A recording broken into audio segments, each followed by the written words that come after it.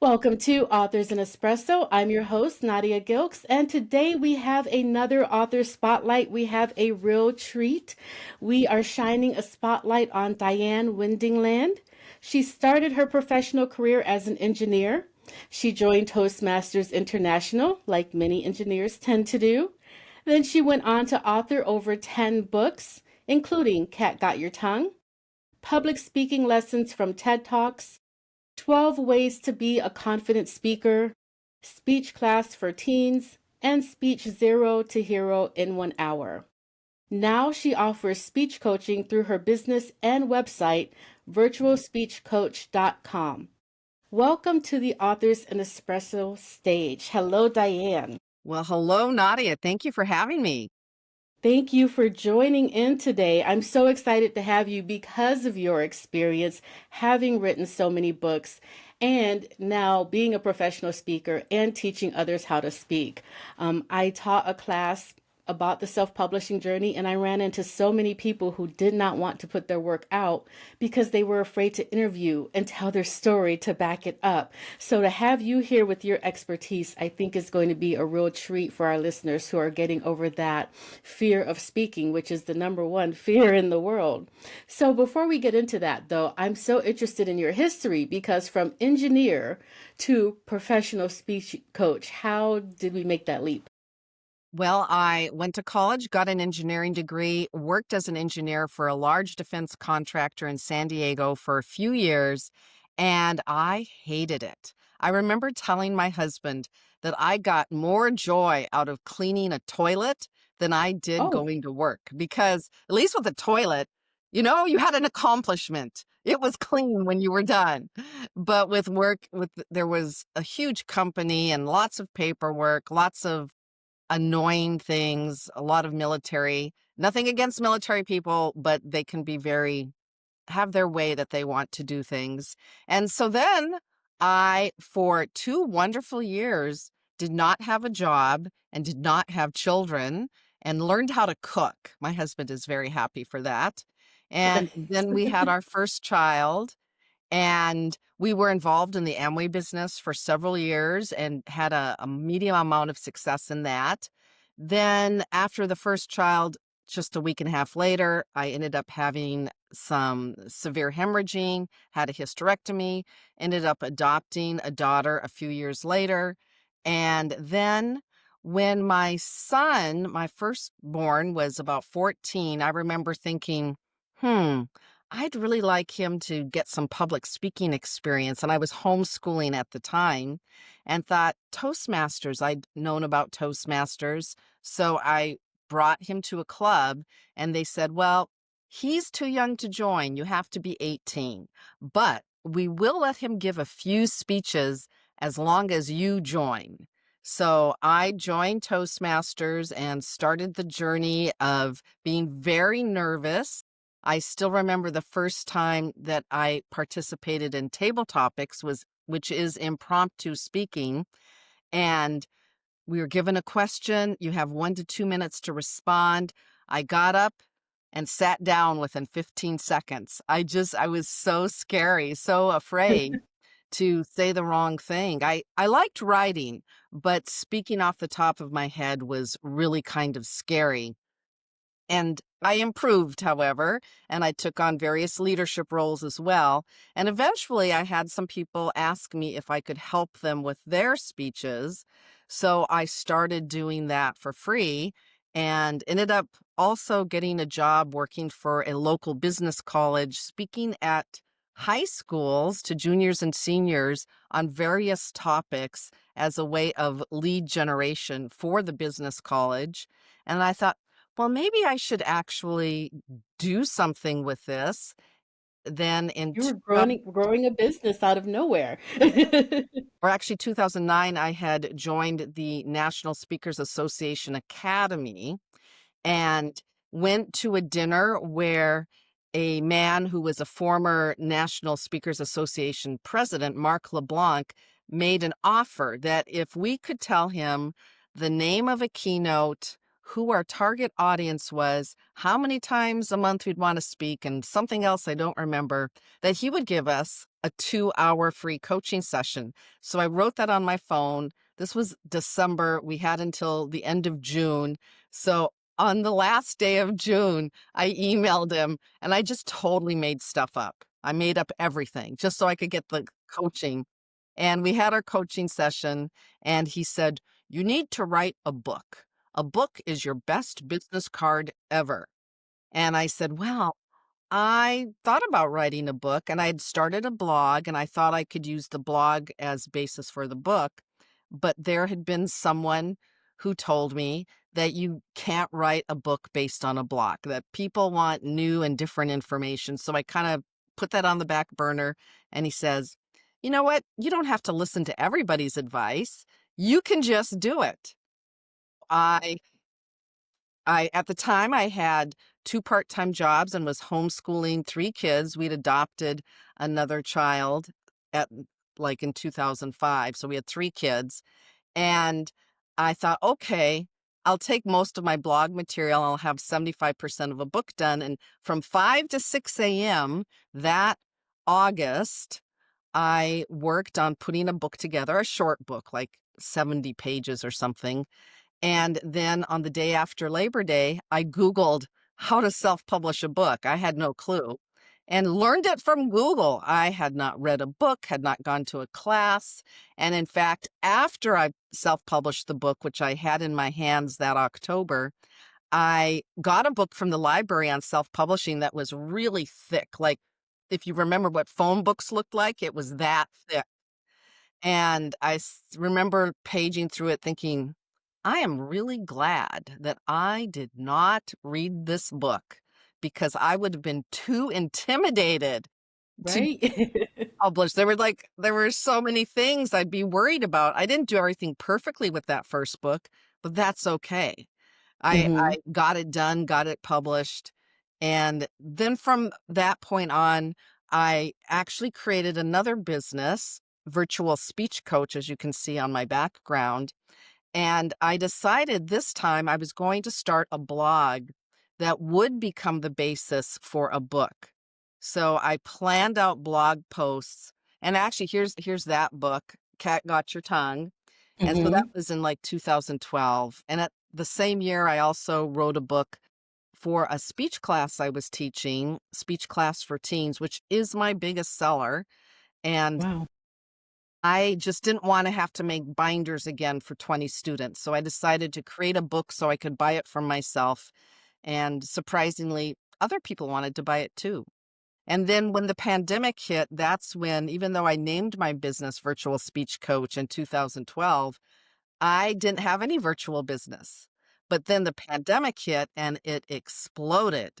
And so Wow. now all of my coaching is virtual with people across the world. So You that's, were literally ahead of your time. well, I was lucky in what I picked as a name. Right? Yeah. And so that was going to be my next question is how has it changed in the last 5 years? Because we were so in person before the pandemic, and now the entire world is global. Have you given more presentations to organizations, or are you still mainly working with teens? How has that changed in 5 years?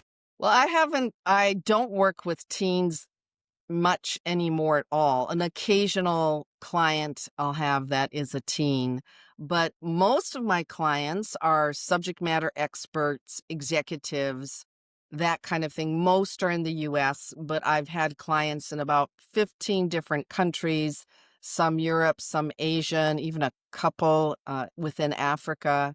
So, what has really changed in 5 years is just how much people expect that you can have coaching online.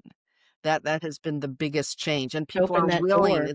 door. It seemed just as valuable. And how has your communication changed in that time frame, both in the writing and the communicating arena?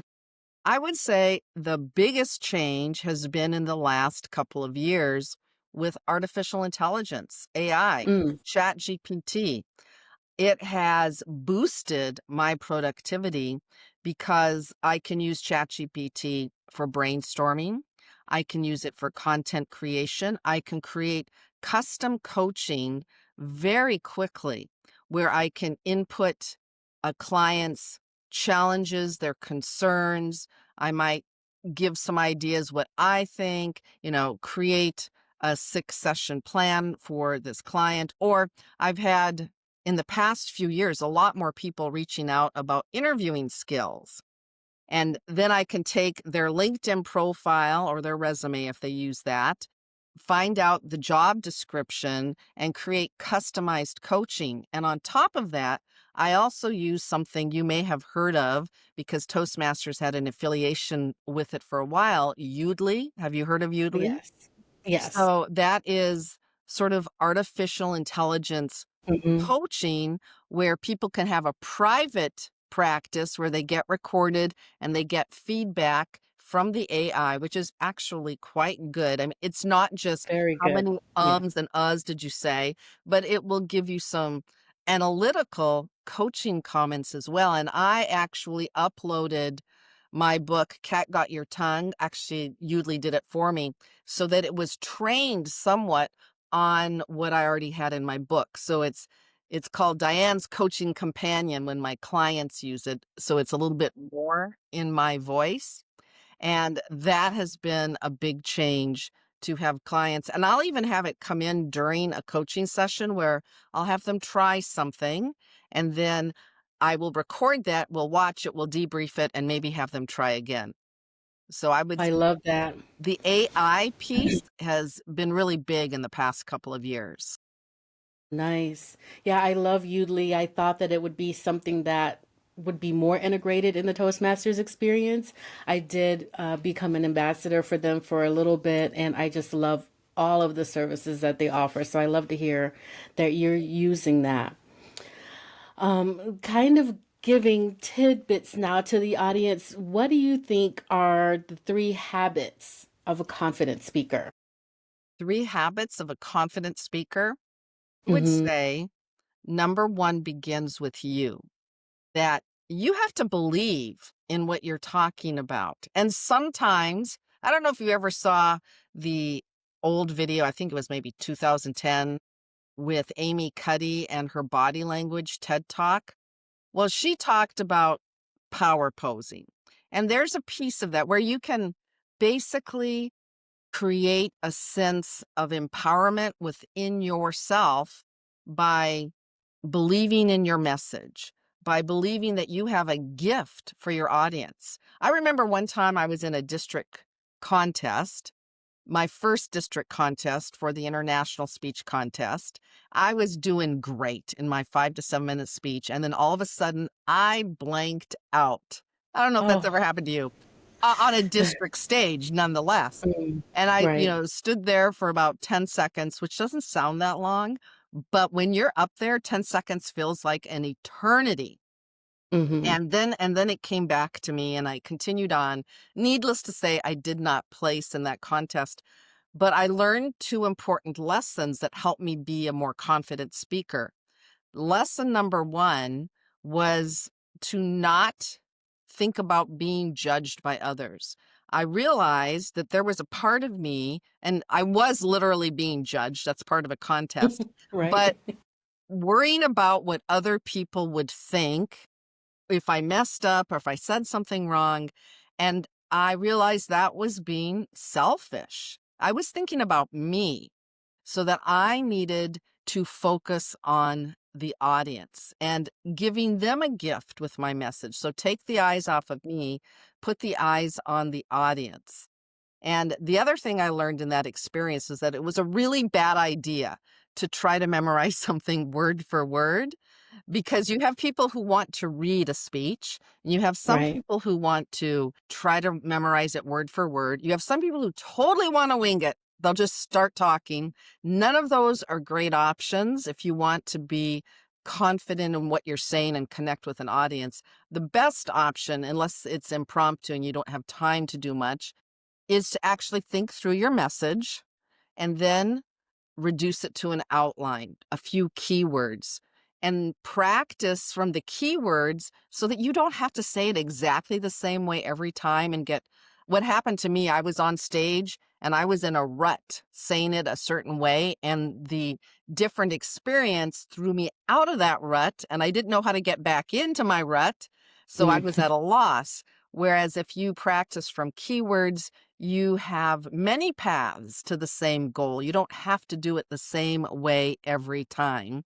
So I'm not, you said three things. I don't know if I gave you two things right there, but I would say practice is important, but practice won't get you all the way there. It's mostly your own mindset on the attitude you have towards your audience, feeling that what you have to say is important, and having practiced enough so that you don't feel like you're going to forget what you want to say.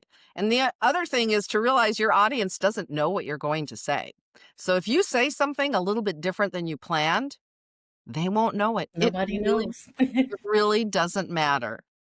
So, Yeah, we definitely try to hone that message a lot. Only you know your speech until you've said it. So right, right. we'll go with anything as the audience. And I know that I call myself a perfectionist. I know a lot of people out there consider themselves to be a perfectionist. So, do you have any tips or tools that you really work with to help people get through that perfectionism mode? Well, first of all, perfection is unobtainable. You can't be perfect. So attempting to be perfect will just waste a lot of time. And I'm reminded of a story, and I don't remember all the details, but there was this art class where a teacher divided the group into two groups.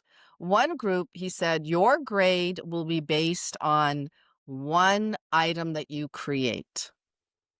And the other group, he said, you're getting graded on the quantity that you create. Just create a whole lot of stuff. And at the end of the semester, the people who had the goal of creating a lot of different things, their best items were better than the people who only created one thing.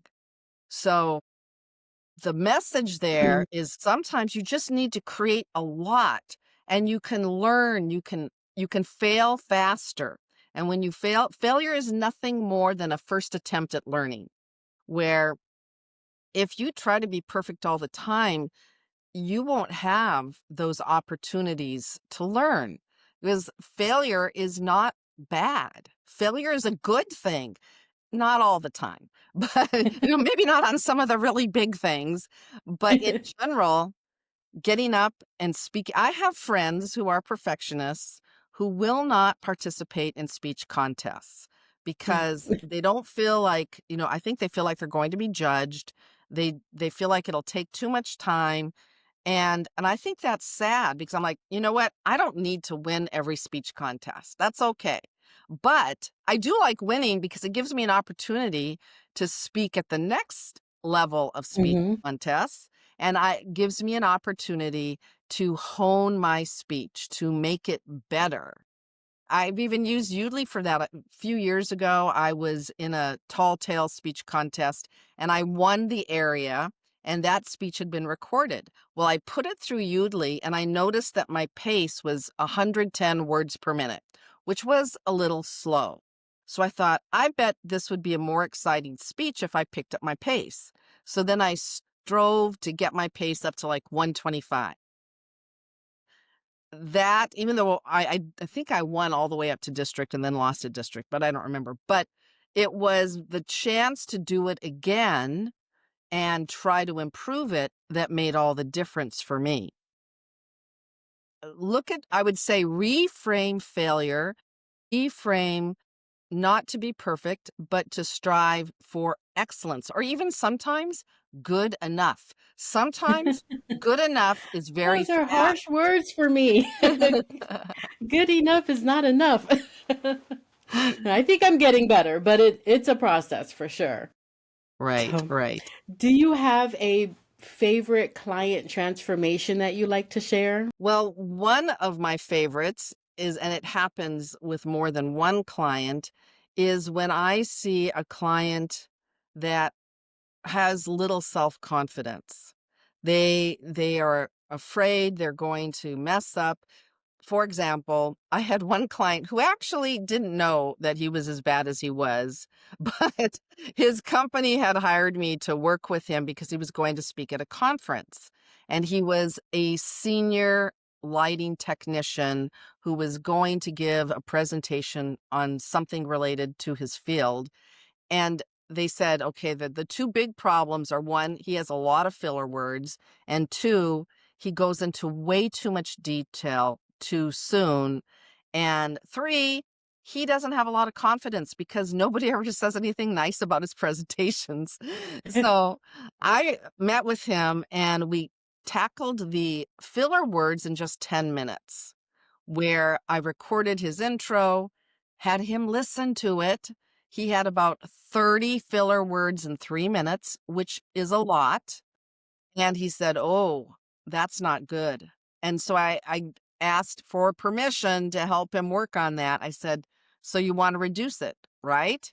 And he said, "Yes." I said, "Okay." And we were in person at this time, and I had a can of Coke, and every time he said, I hit the can of Coke, and that really annoyed him. So he would Hmm. just start pausing instead of saying, and then I re-recorded him after 10 minutes of that with no hitting a can, and he only had 3 ums in 3 minutes. So that was a very dramatic transformation in a very simple area. You don't need to eliminate ums, but 30 in 3 minutes is quite a lot.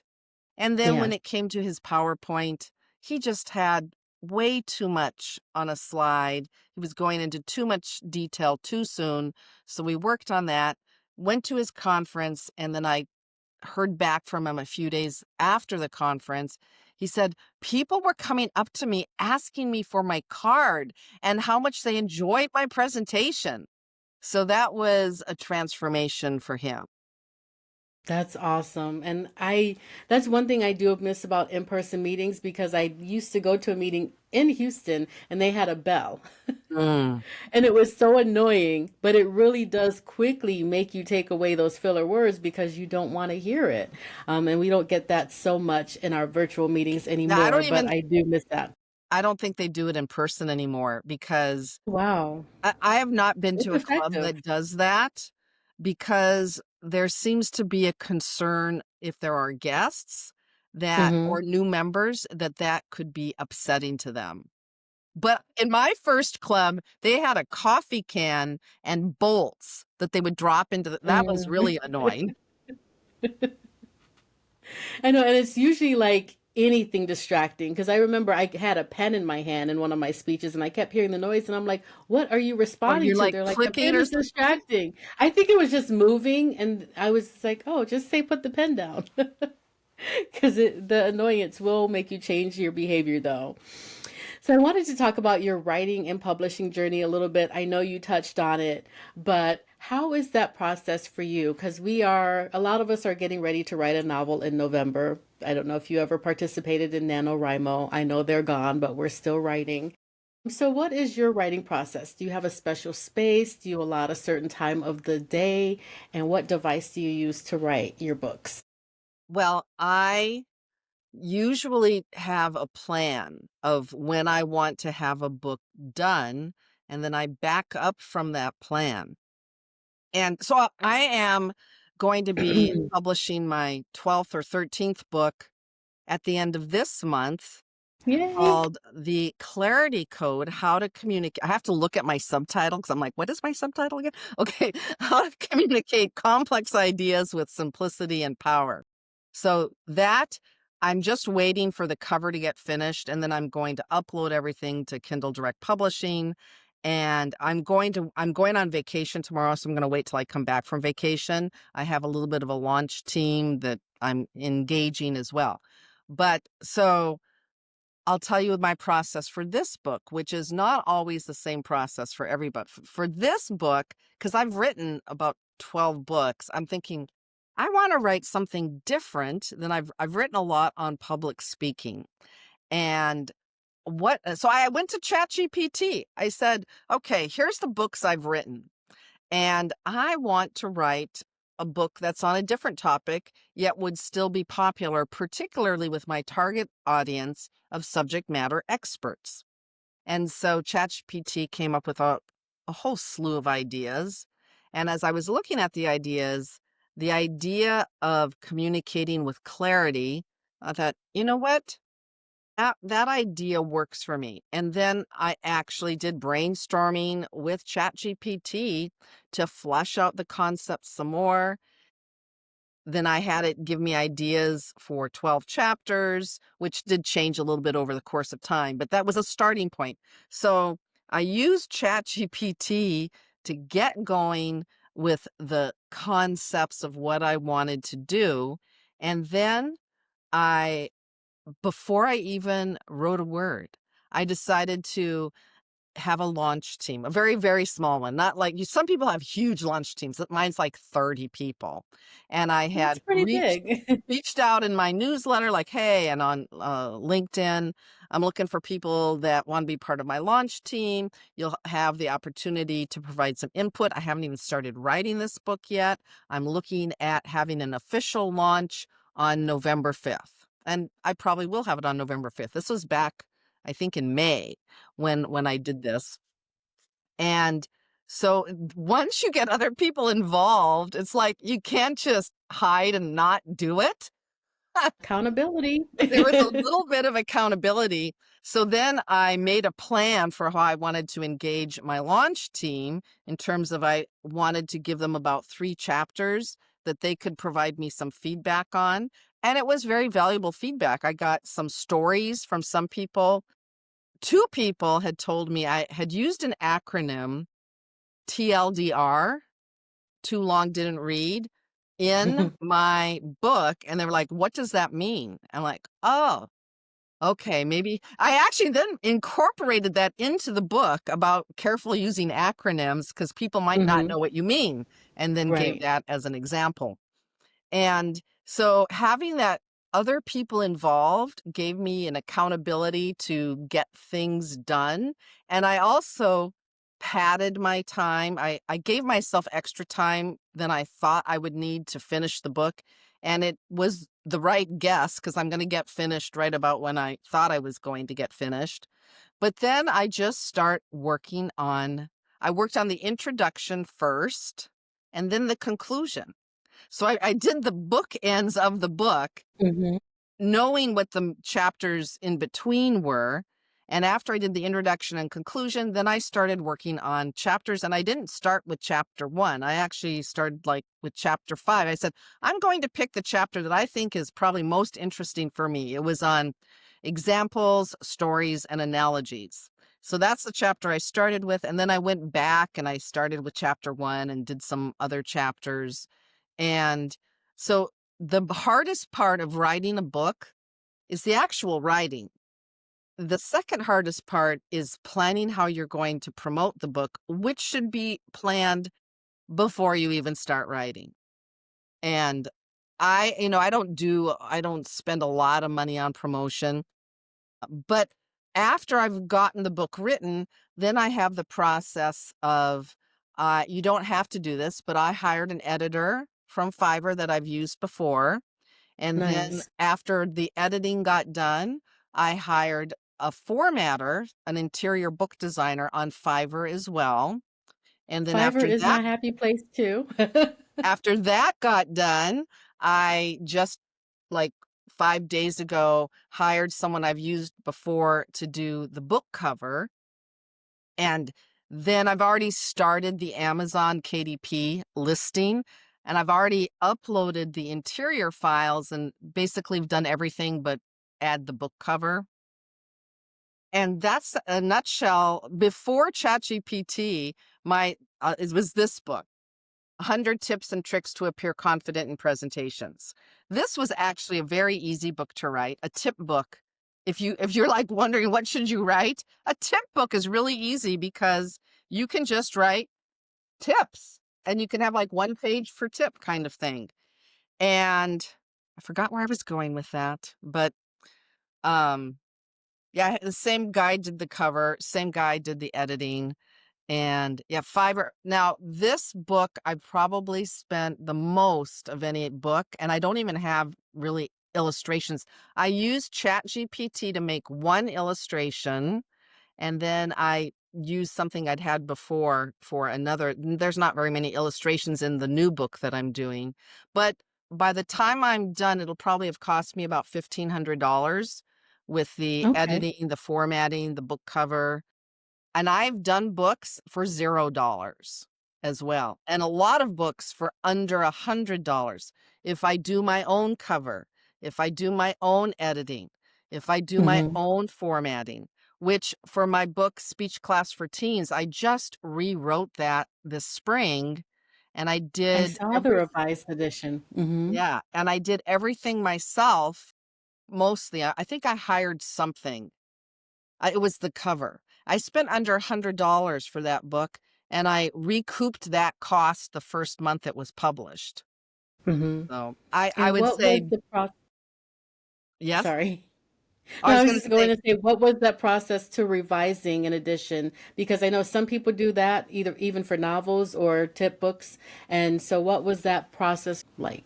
well, my previous version had been published, I don't know, around 2012, I think. So it had been out there for a lot of years, and when I originally wrote it, I wrote it for my own use, and it wasn't as explanatory as it needed to be for other people to use it. So I read all my reviews and used the reviews as a basis for making revisions. And then now I did have ChatGPT. So I said, I want to revise this book. And there were some, I wanted to make it more secular because the previous version had a couple of chapters that were very specifically religious based because I was teaching at a religious based homeschool co op. I wanted something a Okay. little more secular. That had been one of the comments. And there were comments about not enough explanation. So I went through the process. Some chapters I took out, some I expanded on. It is a significantly longer book.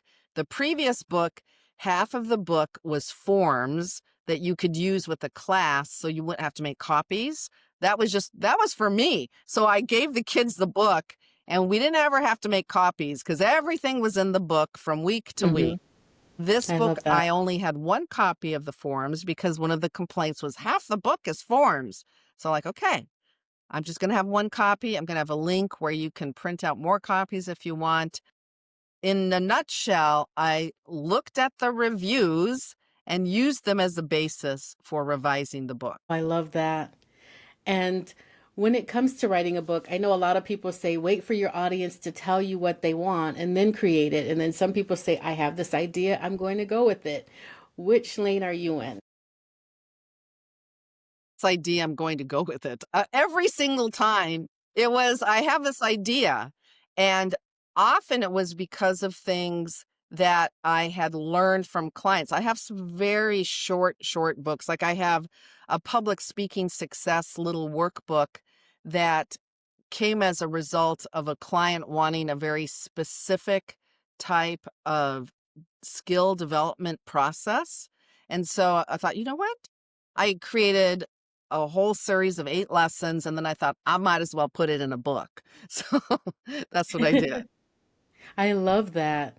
And you touched on marketing a little bit. You said you don't spend a lot on promotions, but what are some of your best promotion tips or avenues that you've tried? Well, having a launch team does help because you can get some early reviews from your launch team, and reviews are golden on Amazon. And Yes. then I have used the thing I've had the most success with is BookBub, which is and I've twice I've done their featured book, and I'm thinking it was 2 or $300 to do that, so it wasn't cheap.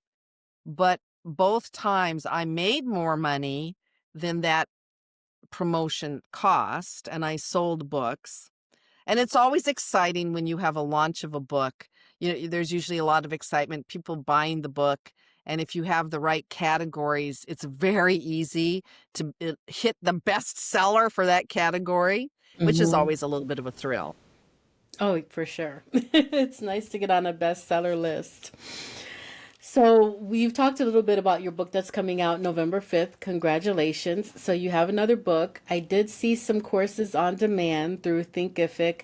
What more is coming from the virtual speech coach? Well, I am working on having some more executive coaching. I just created an executive coaching communication mastery program before I even had anybody that was interested. And finally someone is interested. I thought, okay, I want to do Yay. more. And in terms of coaching, I've recently had some companies come to me with groups of salespeople who want communication coaching for presentations. And that is great when you can get a whole group. Even though it was individual coaching, all of a sudden I had 4 new clients all at once. And then the president and a few other people of the company, they after they saw the results with the salespeople, they're like, we want to do this too. So I would like to focus a little more on corporate clients that are obtained through the corporation. Most of my clients are individuals that reach out to me and not necessarily companies. But in terms of content creation, after this book, I think I'm going to take a little break until probably February or March and then think of something new. So I like to allow time for ideas to marinate and not always be go, go, go. Because if I can get a new book every couple of years or something interesting, that's good for me. Although this year will be 2 books in 1 year. Nice. And so, how can we reach you? I know I mentioned virtualspeechcoach.com. Is that the best way for people to reach you? And do you have social media that you would like us to follow you on? Sure, if someone actually wants to talk to me, going to virtualspeechcoach.com, there is a link where you can set up a 30-minute Zoom consult just to chat with me, maybe about your own communication challenges or dreams or goals.